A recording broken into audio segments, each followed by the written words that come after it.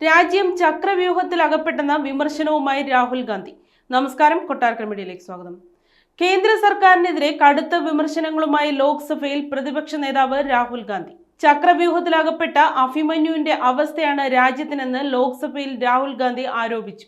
അഭിമന്യുവിനെ ചക്രവ്യൂഹത്തിൽ കുരുക്കിയ പോലെ രാജ്യത്തെ ജനങ്ങളെ കുരുക്കുകയാണെന്നും അമിത്ഷാ, മോദി അടക്കമുള്ള 6 പേരാണ് ചക്രവ്യൂഹം നിയന്ത്രിക്കുന്നതെന്നും അദ്ദേഹം വിമർശിച്ചു. അവർ അഭിമന്യുവിനെ കൊന്ന പോലെ രാജ്യത്തെയും കൊല്ലും.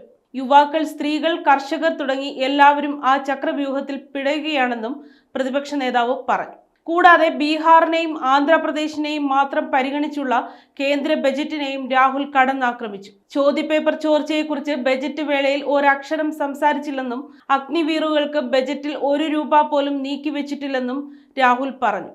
ഒപ്പം തന്നെ മോഹൻ ഭഗവത്, അംബാനി, അദാനി എന്നിവരെ കുറിച്ച് രാഹുൽ ഗാന്ധി പ്രസംഗത്തിൽ പരാമർശിച്ചതിലും ഭരണപക്ഷം പ്രതിഷേധമുയർത്തി. പാർലമെന്റിൽ ഇല്ലാത്തവരെ കുറിച്ച് പരാമർശം നടത്തരുതെന്ന് ലോക്സഭാ സ്പീക്കർ ഓം ബിർളയും പ്രതികരിച്ചു.